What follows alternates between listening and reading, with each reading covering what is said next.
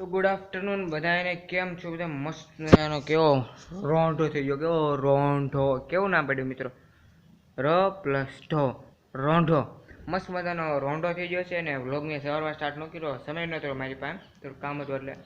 તો વ્લોગ આપણે બપોરે સ્કૂલેથી સ્ટાર્ટ કર્યો છે. આજ છે શુક્રવાર, કાલેથી ગાંધી જયંતિ હતા ને મસ્ત મજાનો તો વાતાવરણ છું છે.